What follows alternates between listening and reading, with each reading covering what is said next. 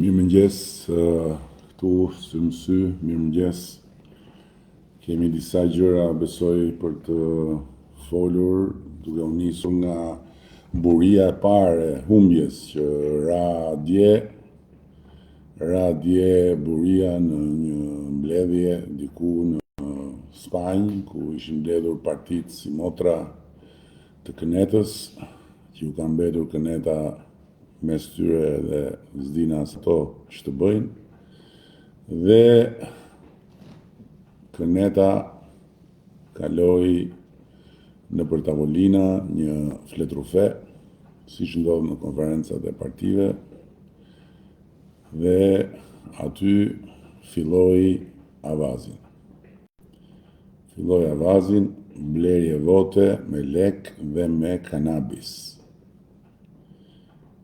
Punësime elektorale dhe prokurime favorizuese për mbështetësit e socialistëve. Abuzime me detyrën dhe mediat. Emërim ilegal i kryetarit bashkisë,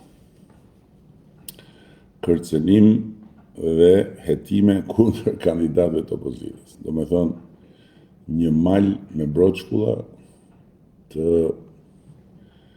dëgjuara sa herë ka pasur zgjedhje, të përsëritura sa herë ka pasur humbje.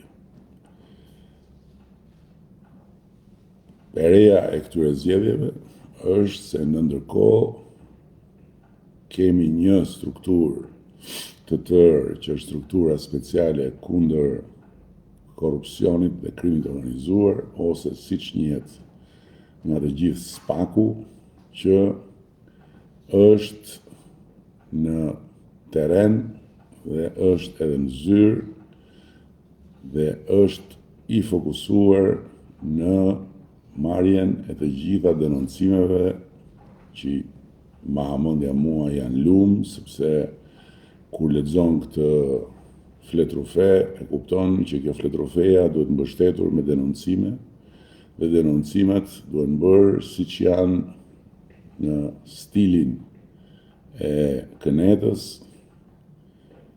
njësoj si ato të kohës dikushme. Denonco, fillo presionin, vër nën dritën e projektorëve prokurorët, detyroi që të fillojnë procese deri kur ajo që ti kërkon të marri trajtën e një hetimi, pastaj në momentin që fillon hetimi shpall fajsinë ti përpara se sa ta nxjerrë hetimi. Kjo është logjika e përgjithshme. Dhe duke qenë se kam qenë edhe vetë pre e një kallëzimi të rrem, jam shumë i qartë se si zhvillohet e gjitha, por fakti është që tani më të paktën kemi një institucion që është mbi palet, e ka treguar që është mbi palet, edhe që leti shoh dhe leti verifikoj se ku janë votat që po merren në këmbim të kanabis, se kjo është kulminante. Pastaj, për sa i përket punësimeve elektorale, theksoj se përpara fillimit fushatës, kohë përpara, qeveria ka nxjerrë një vendim dhe ka ndaluar të gjitha llojet e punësimeve, gjë që nuk e kërkon ligji, por e ka bërë qeveria. Pra, për të shprehur të gjithë vullnetin e mirë, për të dhënë çdo kontribut që fusha e betejës të jetë sa më e barabartë. Prokurime jo favorizuese, po s'ka fare, as favorizuese, as jo favorizuese, edhe pse, kujtoj, Shqipëria sot gjendet e para në klasifikim për integritetin e prokurimit publike në rajon, dhe këtë nuk e them unë, nuk e themi ne, këtë e thot Komisioni Evropian. Abuzime me mediat, tani unë nuk e di për çfarë bëhet fjalë, por unë di një gjë, që mediat janë në pozitat më abuzive në raport me popullin, kur vjen puna tek komentet e sondazheve të pavarura që bëjnë sa një ekran në tjetrin, dhe ku të gjitha sondazhet thonë se shumica e popullit mbështet Partinë Socialiste, shumica e popullit mendon se Shqipëria po shkon drejtimin e dur, dhe ndërkohë në media komentohet se populli është i smur, populli është çmendur, populli është i shitur, populli është i blerë, populli është fikacak, e të gjitha këto me radhë. Pra, të gjitha këto i atribuohen popullit për një arsye shumë thjeshtë, sepse ata që komentojnë në 95% të rasteve, s'duhet i fut gjithë komplet fare në një thes, duan humbjen e Partisë Socialiste. Kaq, janë kundërshtar të investuar, nuk janë kritik të pavarur. Dhe për sa i përket emërimit ilegal të kryetarit të bashkisë, unë s'di cili është emërimi ilegal, siç ndodh në gjitha këto raste, ka një nënkryetare që bën detyrën e drejtimit të bashkisë dhe që e ka marrë detyrë sipas të gjitha rregullave me delegim.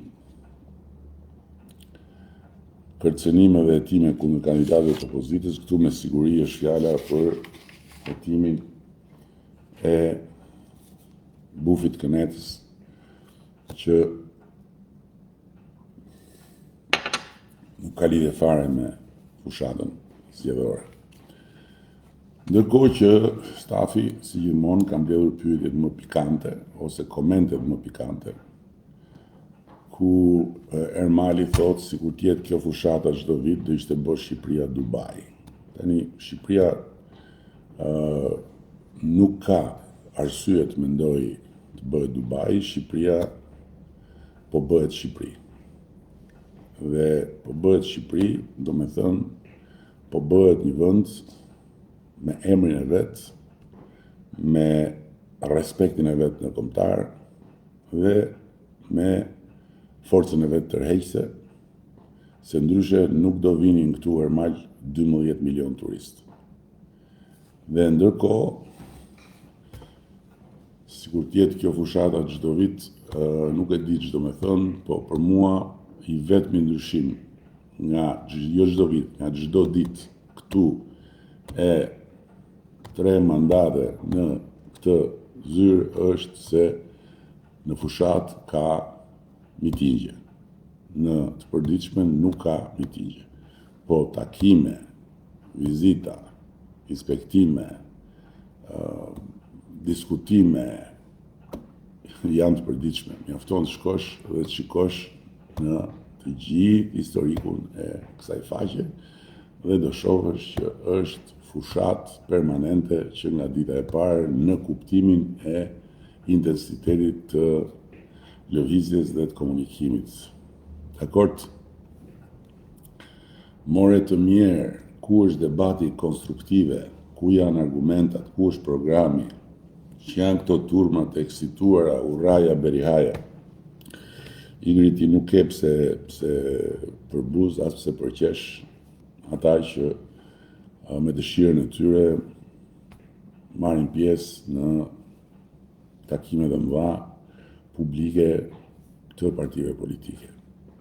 Për sa i përket argumentave dhe programit, është shumë interesant, sepse programi është mjafton të duash ta gjesh dhe gjen vetëm të kesh ama kohë dhe nerva që ta lexosh deri në fund, se programi ynë është program qeverisës, është i detajuar në çdo aspekt. Ne nuk jemi një parti politike që duam të vim në qeveri, që nuk dim fare se ç'është qeverisja, që s'kemi qenë ndonjëherë kurrë brenda në mekanizmin e shtetit, edhe imagjinojmë se si mund të bëhet dhe shtojmë dozat nga dëshira që ta bëjmë këtë gjë të duket fush me lule.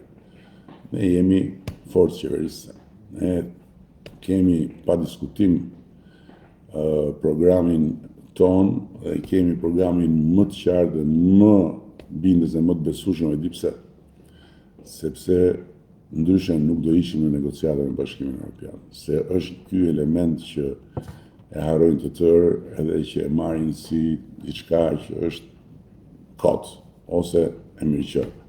Nuk do ishte Shqipëria në tryezën e negociatave në Bashkimin Evropian nëse nuk do ishte sot një vend tjetër nga ai që ishte kur ne morëm detyrë. Nuk do ndodhte dot kjo gjë. Nuk ulet Bashkimi Evropian të negociojë antarësimin me vende që nuk përmbushin standarde dhe kritere që premtojnë një kohë të shkurtër përfundimin e ciklit të shtetbërjes. Nuk e di si ta shpjegoj këtë gjë. Është testi më i qartë dhe testi më i padiskutueshëm, sepse Bashkimi Evropian është një makineri e tërë që në lëvizjet e veta dhe në hapjen e derës bazohet tek një hulumtim i detajuar, jo i një viti, jo i 2 viteve, jo i 3 viteve, po i shumë viteve. Si ta shpjegoj këtë gjë? Ku është programi? Si nuk më vjen turp, dalin si alabak pas 12 vitesh mashtrime, ajdutrie, krime, mbi atë popull të raskapitur, pas 11 majit dhe vetë do çuditën mbi pasojat që i kanë sjellë kombit Subi me Emeti. Subi, ky është natyrisht opinioni yt, një opinion komplet personal, i nxjerr nga uji i kënetës me cilin t'i shuan etjen, se kjo është shumë e qartë, por gjithsesi është opinioni yt. Ama ka një gjë, Subi, populli është më i mençur se unë dhe se ti. Populli di vetë se çfarë gjykon, si gjykon dhe si vendos. Dhe siç mund ta shohësh nga të gjitha sondazhet, Subi, shumica e popullit mendon ndryshe nga ti dhe mendon shumë ndryshe nga këneta ku për fat keq ti ushqesh politikisht. Më kupton? Dhe është vërtet, si ta them, është vërtet e ullët që një goxha burrë, se të shoh në fotografi, tash nuk e di, mund të jesh dhe një profil falso. Po unë i marrë të qënë ato se nuk ka rëndësi, shqiptarë janë gjithë ata që shkruajnë. Një goxha burrë të përdorë gjithë to fjalë të rënda, në ndërkohë që ky është vendi yt, Subi. Më kupton? Që ti do që ta bësh më të mirë.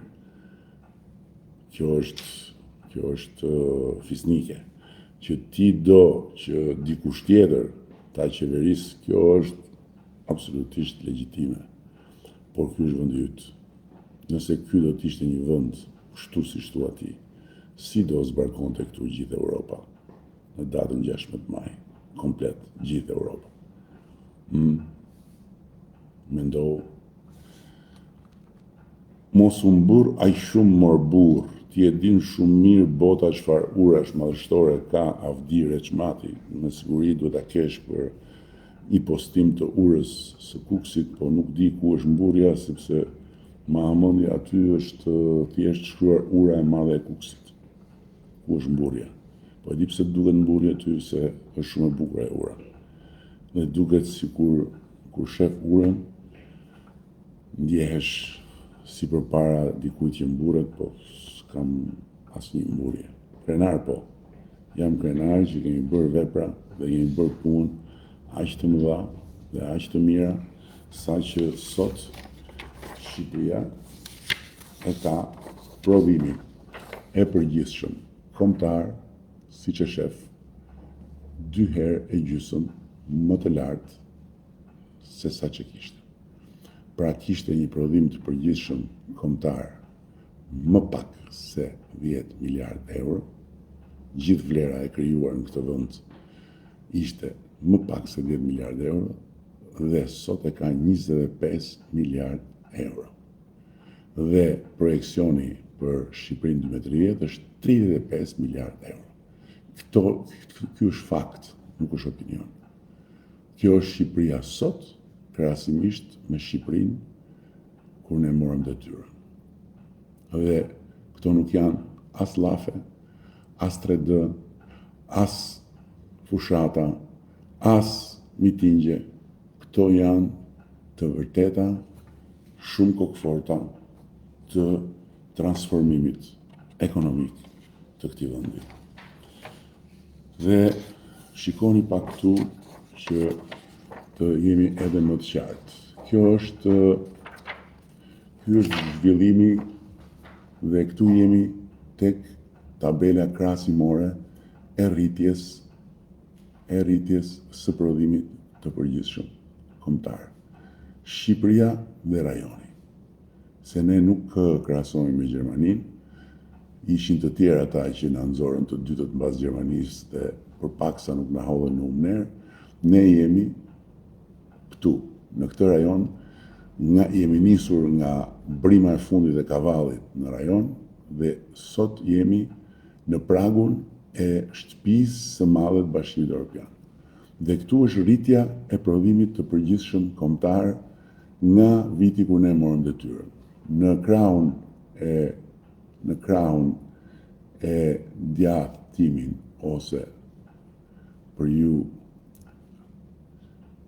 shikoni ku kolona me të kuqe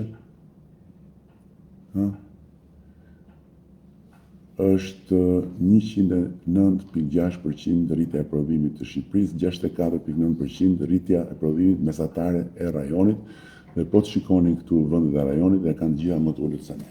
Sepse Shqipëria në këto 3 mandatet tona ka bërë një kapërcim epokal. Duan disa apo s'duan disa. Nuk ka të verbër më të madh se sa ai që i ka syt top, po nuk do të shikoj. Dhe shurët më të madh se ai që i ka veshët top, po nuk do të dëgjoj, nuk ka. Dakor? Ja dhe rimi. Ore leje bufin, po ju çfarë keni bë 12 vite. Çfarë keni bë 12 vite? Këto jam duke treguar urdhërove të ardhurat për frym rimi. Këto janë të ardhurat për frym çfarë kemi bë ne këto 12 vite.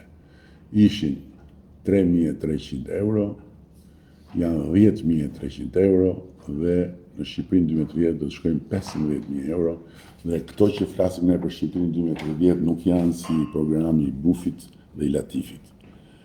Këto janë projekcione të mbështetura në analizat e ekspertëve të Ministrisë Financave dhe të ekspertëve ndërkombëtar me të cilët ne punojmë. Dakor?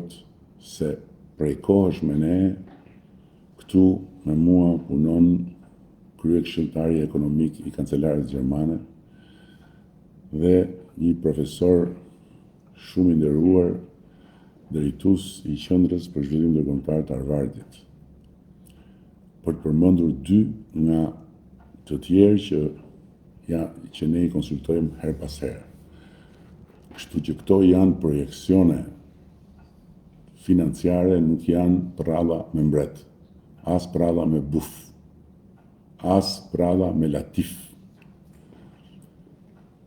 Mikel Cëriku, mos gaboni me votu.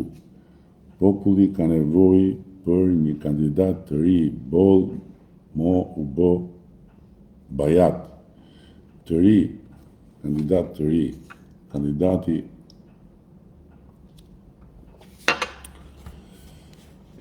kandidati më i ri dhe më i vjetër këtu jam unë, që ta dish ti, Mikel. Në kuptimin e energjisë dhe të eksperiencës, dhe partia më e re dhe më e vjetër është Partia Socialiste, dhe në listat e Partisë Socialiste, në çdo qark gjen më të rinjt, gjen edhe ata më me eksperiencë. Kështu që kjo teoria duhet një kandidat i ri, pa parti mbrapa, pa struktura, pa ekspertizë, pa asgjë, vetëm bla bla bla, imitacione të një partie që ishte ndjespast dhe i dje e treta e vërteta dhe që u bë bara dhe halli i madh i politikës shqiptare, nuk ka nevojë Shqipëria. Duhet ta besoni këtë gjë. Nuk ka nevojë fare Shqipëria për këto të tretat të vërtetat, që në fakt janë vetëm shëmbëltyra që kërkojnë të hynë në valle edhe pastaj bëhen grabitqare.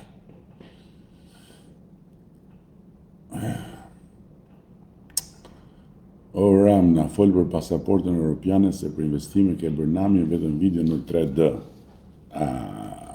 Vërtet. Vetëm video në 3D. Prandaj kam marrë me vete dhe çdo ditë në çdo qark po tregoj të gjitha investimet që janë bërë qark për qark për qark për qark dhe kush do t'i shoh i sheh. Kush do t'i dëgjoj i dëgjon. Nëse do ishin vetëm video në 3D dhe nëse Shqipëria do ishte ajo që ishte kur ne morëm detyrën, nuk do vinin 12 milion turistë, por do kishin hik dhe ata që vinin atëherë për patriotizëm. Dërsa pasaporta europiane nuk është një cop letër, nuk është asnjë variant i ri i pasaportës që jep shteti shqiptar ti Arjan. Duhet ta dëgjosh pak më mirë shpjegimin tim për pasaportën europiane dhe ta kuptosh që nuk jemi në kushtet kur thjesht po ndrojmë pasaport dhe as në kushtet kur po ndrojmë një dokument udhëtimi me një tjetër. Pasaporta që kemi sot është thjesht një dokument udhëtimi. Një dokument udhëtimi që na lejon të qarkullojmë në Bashkimin Evropian. Por ama që kur hym në kufi na vendos në korridorin e posaçëm, është i kuqe, ka i vit kuqe poshtë, ndryshe me korridori, të huajt, ata që nuk janë qytetarët e Europës, me janë të huajt. Dhe ne që aty hymë si një popull dhe si qytetarët të dorës dytë në Europën, ku jemi ndër popullit më të vjetër, dhe ku jetojmë në zemër të kontinentit. Që këtu fillon ndryshimi i pasaportës europiane. Dhe pastaj vazhdon me shumë gjëra të tjera. Kështu që Arjan, hapi sytë dhe shiko. Hapi sytë dhe shiko. Aeroporti i Kukësit sa turist ka pritur. Aeroporti i Kukësit s'pari është ndërtuar. Së dyti është një aeroport që operohet si të gjitha aeroportet e botës operohet nga private dhe ka nevojë për marrëveshje dhe për linja që në bazë të marrëveshjeve të fluturojnë, gjë që po përpiqen ta bëjnë operatorët e aeroportit të Kukësit dhe së shpejti do të vendosen fluturime që do ta fusin pak më pak në punë, sepse nga ripamja financiare është domethënë në një situatë starti që nuk është e kollajshme për kompanitë. Okej? Kështu që kjo ironia është e mirë pritur, por këtë përgjigje ka. Pra është një aeroport i ndërtuar, i standardeve ndërkombëtare, i certifikuar ndërkombëtarisht dhe operatori duhet të vendosi fluturimet në bazë marrëveshje që po kryen dhe bën negociatat e veta, është në drejtën e vet, po ndërkohë ty, zotri, nuk ka kushtuar asnjë kokër leku ai aeroport, okay? Në një fushë me plera që ishte, është një aeroport ndërkombëtar. Dhe më herët se vonë do të vihet në funksion. Boll kërkove mjaft 12 vjet dhe më i miri të isha. Tani, unë nuk e di që do me thënë kjo, boll kërkove mjaft, unë nuk po kërkoj asgjë për veten time. S'është fare këtu puna për veten time apo për këtë karrierën ku jam ulur. Këtu është misioni im dhe misioni i Partisë Socialiste që unë të ftoj ta bësh dhe misionin tënd që të antarësojmë Shqipërinë në Bashkimin Evropian. Për këtë kam ardhur në këtë detyrë dhe për këtë rri në këtë detyrë. Për sa i përket pastaj viteve, numëro sa kanë ndënjur, jo një, po më shumë se një kancelar në Gjermani, edhe pyete veten po gjermanët janë diktaturë apo janë popull çurik. Asnjëra as tjetra. Kështu dhe shqiptarët. nuk jetojnë në diktaturë dhe nuk janë popullshyrek. Siç i bëjnë ata që duke mu hedhur mua në për ato moçale televizive pse bëj një batut dhe them që gjysma e burrave janë çuryk, dhe ndërkohë kjo batut ka një të vërtet brenda kur mendon se një pjesë e madhe e burrave shkojnë në kënet, preferojnë kënetën, e kupton? Preferojnë kënetën, se të thoshin që nuk e duam Edi Ramën, nuk e votojmë Partinë Socialiste dhe po votojmë nuk e di. Stamo Dumën, okej. Po kënetën përsëri, çfarë ti thuash? Politikisht është skandaloze. Është skandaloze. Patriotikisht është skandaloze. Europianisht është skandaloze. Nga të gjitha anët. Është turp. Është thjesht turp. Të mendosh që Shqipëria mund të përfaqësohet përsëri nga këneta. Fjalë vërtet. Komplet.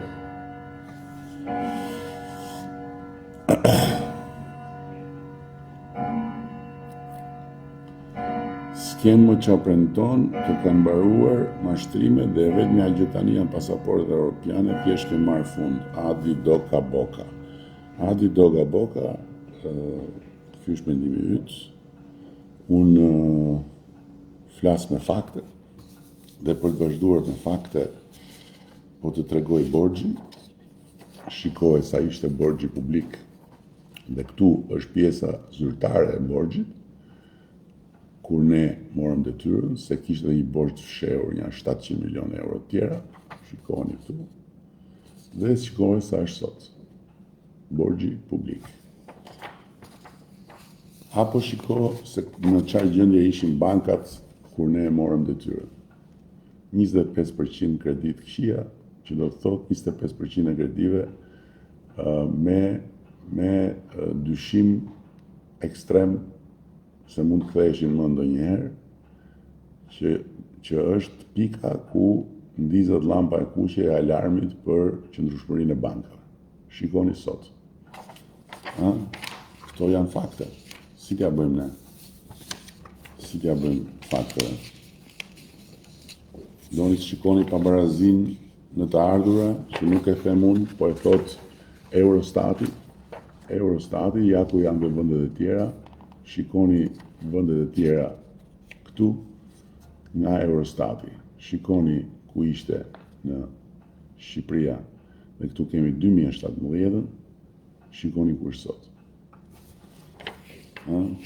Prandaj shumica e popullit mendon që vendi po shkon në drejtimin e duhur. Prandaj shumica e popullit voton këtë forcë politike dhe prandaj shumica e popullit qëndron krejtësisht e vendosur në këtë krah, sepse këto gjëra nuk janë piktura. Këto gjëra janë fakte të jetës në popull. A më kuptoni apo jo? Do me thënë, njerëzit e din, i kanë gjërat. Po për 300.000 vendet e punës që përqeshni, doni ta shikoni pak. Këtu jemi tek sa punonjës kishte Shqipëria në vitin që ne morëm detyrën, 1.023.000, këtu jemi sa punonjës janë në Shqipëri sot, ose më saktë ishin në fund të vitit 2024. 1.327.000. Sa është diferenca midis 1.023.000 dhe 1.327.000? Janë 300.000 vende? Apo s'janë? Janë 300.000 më shumë? Apo s'janë? Si t'ja bëjmë tash? Se këto mund të verifikohen, merret regjistri, edhe nxirret e vërteta dhe thuhet jo. Këtu po, siç keni qef ju atë fjalën e tmerrshme, mashtron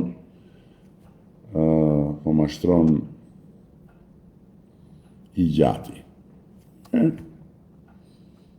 Por janë se për mua dhe për ne 77 nuk bëjnë 6 milion. Am kupton. Por për ty Dhe për gjitha ata që pinë ujë kënete që më mëngjes dhe pastaj e derdhin këtu, nuk bën asnjë përshtypje. 77 mund të bëjnë edhe 6 miliard, dhe nëse janë 6 miliard të kënetës, për ju janë okay. Dhe pastaj në mënyrën më të pacip, del ndonjë kukumjaç e kënetës dhe thotë, po më s'ka ndonjë gjë kjo se kaq që është X shishe verë që pije Dirama, po ku di ai se çfarë bën Dirama në jetën e vet private. Nga e di ai, nga e din ata, nga e dini ju, apo hedh njëri një gur lumë dhe futen 100 të mençur edhe nuk e nxjerrin dot. Në këtë rast gurin e hedh njëri dhe ata që hidhen për ta nxjerrë edhe që mendojnë që janë nxjerrë janë gjithë gjysmak. Çyryk. Si ta shpjegoj unë ndryshe, si ta them ndryshe. Çyryk. Total. Do një gjë tjetër Adi Boka Doka? Urdhëro. Kjo është një shifër tjetër. Shikoni të punësuarit me pagë nën 40.000 lekë. Shikoni sa ishin kur ne morëm detyrën. 60% e të punësuarve në Shqipëri kishin pagën nën 40.000 lekë. Sot janë vetëm 14.4%.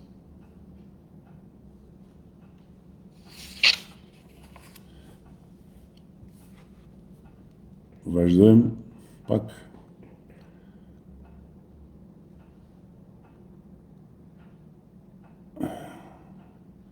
Ata që vinë me ty jonë të punësuar, ndërsa kërreta është bio pa interes.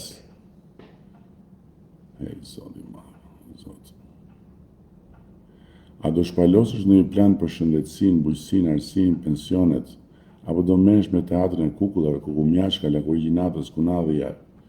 Jepi se ky popull të dhava dhe shfaqje do thot Eltoni me një palë gjyslyke e re i ban. Elton, ky popull, ty, dhe kujdosi ti,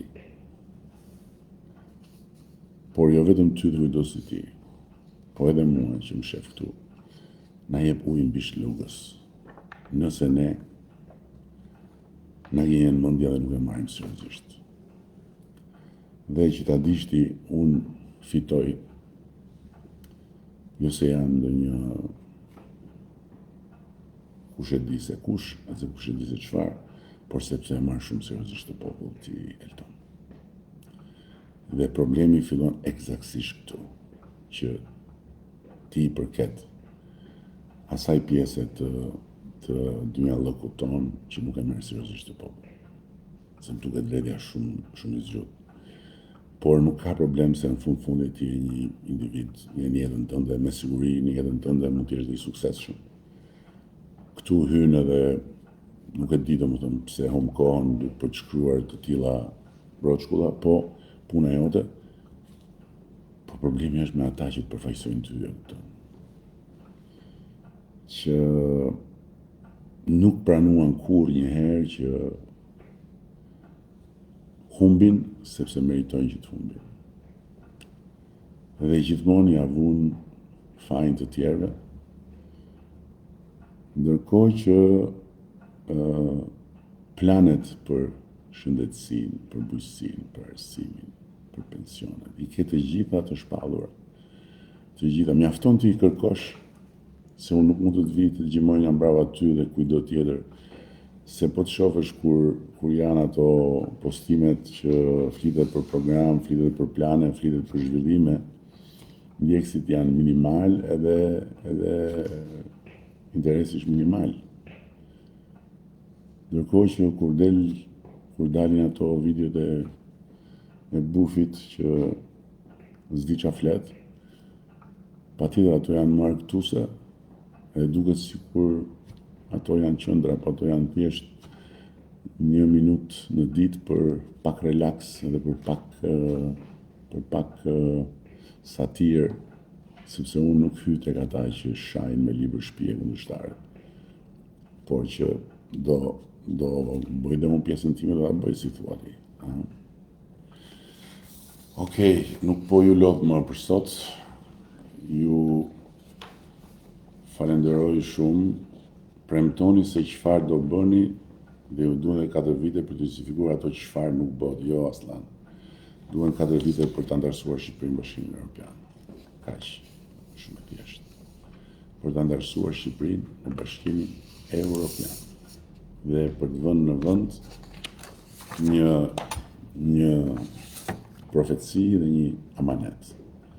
Profecinë e heroit tonë kombëtar, e profetit të historisë sonë, Gjergj Kastrioti, që kur vuri barikadën, këtu na e përcaktoi edhe fatin tonë që është me perëndimin jo me lindjen. Dhe pastaj amanetin e rilindës vetan, që na e lanë me shkrim, dielli për ne linda ndej nga perëndon, dhe pastaj gjithë përpjekjen në histori të parëve tanë, kështu që është fat i madh, është fat shumë i madh që na ka ardhur në dorë. Unë them duhet ta kapim se është ja urdhë. As 120.000 punësuar nuk ke sepse dhe ato pjesë e madhe janë formalizime. E Zoti i madh. Po nga e nxjerr ti këtë për shembull apo ato pjesë e madhe janë formalizime. Po ktheu pak tek e shkuara kur ne kemi thënë që nuk e njohim punën në zezë si punë. Okej? E para punës. E dyta punës, unë të tregoj numrat, ti më thua as 120.000 nuk ke. Unë prandaj them, lavdi Zotit që ky popull është ky popull. Lavdi Zotit që është aq i mençur sa të gjithë ju që bëni ato komente këtu, ju jep ujë në bisht të lugës, siç do ja japin një me maj. Edhe pastaj ju do thoni populli i smur, populli i çmendur, ky popull do vetëm tallava, ky popull s'kupton, ky popull s'bën. Në fakt ky popull është në punë në vetë, kupton? Ky popull është në punë. Dakor? Edhe me këtë rast, ju uroj të gjithëve edhe një maj, sot është një ditë pushimi, një ditë reflektimi, që mi iku mua kjo këtu tani s'dia më ndjekin, por tu po, gjithsesi, ja ku jam përsëri, këtu isha unë, por nuk e dija që isha. Ju uroj të gjithëve një ditë sa më të qetë dhe sa më të këndshme. Duhet të të interesojë pasaporta europiane, duhet të të interesojë shumë, por që të të interesojë pasaporta europiane duhet të kuptojë më mirë se çfarë është pasaporta europiane.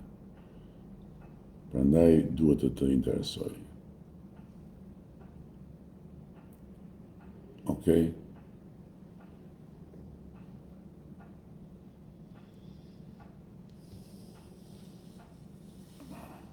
Ti mos thuaj ka që ishte 2013 se çdo rritet normale që do rritet, po si do rritet normale që do rritet, ha? Po pse nuk u rrit normale që do rritej nga 92 tek 97 për shembull, ha? Si thua ti? Do rritet normale që do rritet, do me thënë do rritet vetë. Po pse zgjedhim ne, pse bëjmë qeveri? Me që rritet vetë, atëre dhe me që qeveria si pas teje që nga vetëm për keq, ne e lën fare pa qeveri dhe të rritet vetë pa të keq. Jo më nuk rritet vetë, jo. S'rritet vetë. Nuk rritet vetë, se mund të rritej nga 92-97, mund të rritej edhe nga 2005 në 2013, por u rrit në mënyrë të deformuar dhe vajtit në buzë të greminës dhe lavdi Zotit dhe popullit shqiptar që në 2013 ndroi rrugën e qeverisë se do kishin përfunduar prap si në kohën e piramidave. Nuk rritet vetë, jo. Nuk rritet vetë. E pe Tiranën, kur e mori ai shoku im, 4 vjet u rrit, nuk rritet vetë, jo. Nuk rritet vetë. Ju përshëndes.